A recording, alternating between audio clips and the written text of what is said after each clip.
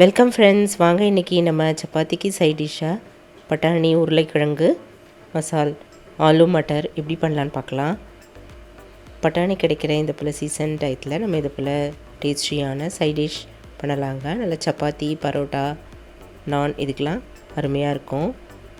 வாங்க இது எப்படி பண்ணலான்னு பார்க்கலாம். நான் சப்பாத்திக்கு மாவும் பிசைஞ்சு வச்சுட்டேங்க. உருளைக்கிழங்கு ஒரு 4 வேக வச்சு தோலை உரித்து இது போல் எடுத்து வச்சுட்டேன். பட்டாணி ஒரு கைப்பிடி அளவு எடுத்துட்டேங்க. ஒரு வெங்காயம், 2 தக்காளி எடுத்துக்கலாம். இப்போ தக்காளியை அடுப்பில் கொதிக்கிற தண்ணியில் போட்டு நல்லா ஒரு 5 நிமிஷம் நல்லா வேக வச்சுட்டு தோலெலாம் உரிச்சிக்கலாங்க. ஒரு வெங்காயம் பெருசாக அதுப்பில் கட் பண்ணிவிட்டு மிக்சியில் போட்டு நல்லா ஒன்றும் பாதியமாக அரைச்சிக்கலாம். நைஸாக அரைக்க வேண்டாம். இது போல் ஒன்றும் பாதியமாக அரைச்சி ஒரு கிண்ணத்தில் எடுத்து வச்சுக்கலாம். இப்போ தக்காளி நல்லா வெந்துருச்சு. தோலை உரிச்சிட்டு நம்ம ஒரு ஆறுனது மிக்ஸி ஜாரில் போட்டு நல்லா நைஸாக அரைச்சி எடுத்து வச்சுக்கலாங்க.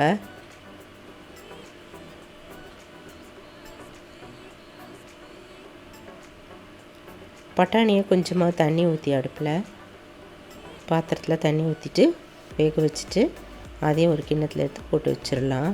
இப்போ உருளைக்கிழங்கு, பட்டாணி எல்லாம் எடுத்து வச்சுக்கிட்டேங்க.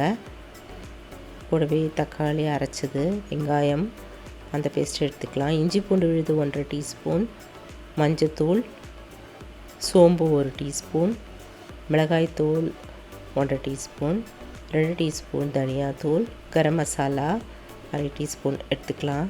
சர்க்கரையும் இதில் ஒரு டீஸ்பூன் அளவு எடுத்துக்கலாங்க. தேவையான அளவு உப்பும் எடுத்துக்கலாம். இப்போ அடுப்பில் ஒரு கடாய் வச்சுட்டு அதில் கொஞ்சமாக பட்டர் போடலாங்க. பட்டர் போட்டால் நல்லா டேஸ்ட்டாக இருக்கும். கூடவே ரீஃபைண்ட் ஆயிலும் ஊற்றிக்கலாம்.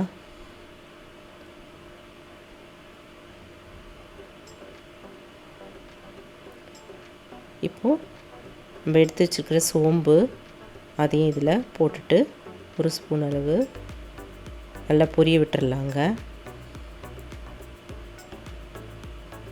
இது நல்லா பொரிஞ்சது. இஞ்சி பூண்டு விழுது அதையும் போட்டு பச்சை வாசனை போகிற வரை நல்லா வதக்கிக்கலாம்.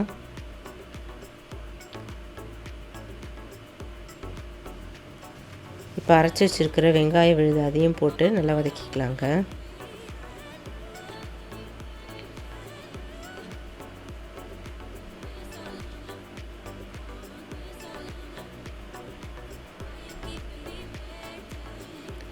தேவையான அளவு உப்பு ஒரு 1/2 டீஸ்பூன் அளவு பார்த்து போட்டுக்கலாம்.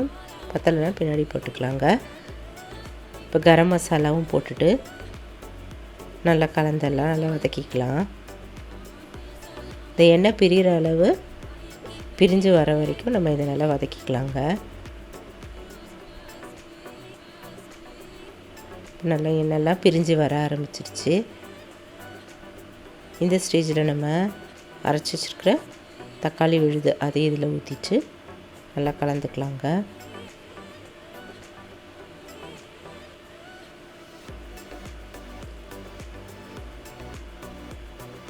இது ஒரு 5 நிமிஷம் நல்லா வதங்கட்டும். பச்சை வாசனை போக நல்லா வதங்கின பிறகு நம்ம எடுத்து வச்சுக்கிற மசாலா பொடி ஒன்றா எல்லாத்தையும் போட்டுடலாம். மஞ்சத்தூள், மிளகாய்த்தூள், தனியாத்தூள் எல்லாத்தையும் இதில் ஆட் பண்ணிடலாம்.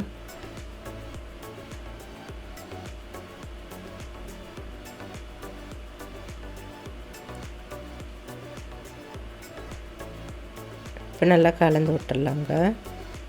இதுவும் நல்லா வதங்கட்டும். மசாலாவும் பச்சை வாசனை போக நல்லா வதக்கிக்கலாம்.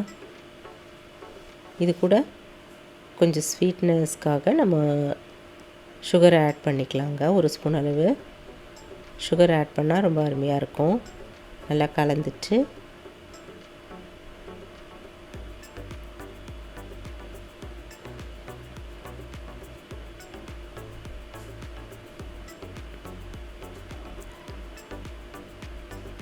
இதெல்லாம் நல்லா வதங்கின பிறகு இப்போ தேவையான அளவு தண்ணி இதில் ஆட் பண்ணிடலாங்க. நம்ம பட்டாணி வேக வச்ச தண்ணி இதில் ஆட் பண்ணிட்டேன்.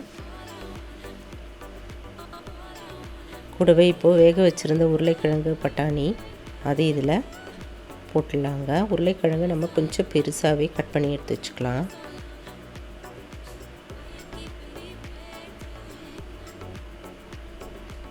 இப்போ இன்னும் கொஞ்சம் தண்ணி தேவைப்பட்டதுனா கூட இதில் ஆட் பண்ணிக்கலாம். இது நல்லா 5-10 நிமிஷம் வரைக்கும் நல்லா கொதிக்கட்டும். மீடியம் ஃப்ளேம்லேயே வச்சுட்டு மூடி வச்சிடலாங்க.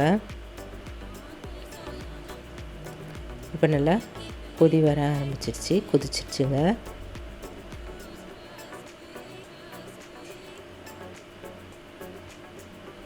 நல்லா அருமையான டேஸ்டான உருளைக்கிழங்கு பட்டாணி மசாலா ஆலு மட்டர் தயாராகிடுச்சு. ஆலு மட்டர் ரெசிபி தயாராகிடுச்சுங்க. நல்லா சப்பாத்திக்கு, பரோட்டா, நான் இதுக்கெலாம் அருமையாக இருக்கும். சைட் டிஷ்ஷாக இது நம்ம தொட்டு சாப்பிட்டா ரொம்ப நல்லாயிருக்குங்க. இது மேலே கட் பண்ண கொத்தமல்லி தழைகளை மேலே தூவிட்டு ஸ்டவ் பண்ணி இறக்கி வச்சிடலாம். ஹோட்டல் சுவையில் இந்த டிஷ்ஷை நீங்களும் ட்ரை பண்ணி பாருங்கள். நல்லா சாஃப்டான சப்பாத்திக்கு நீங்களும் இது போல் டேஸ்டியான ஆலு மட்டர் மசாலா ட்ரை பண்ணி பாருங்கள்.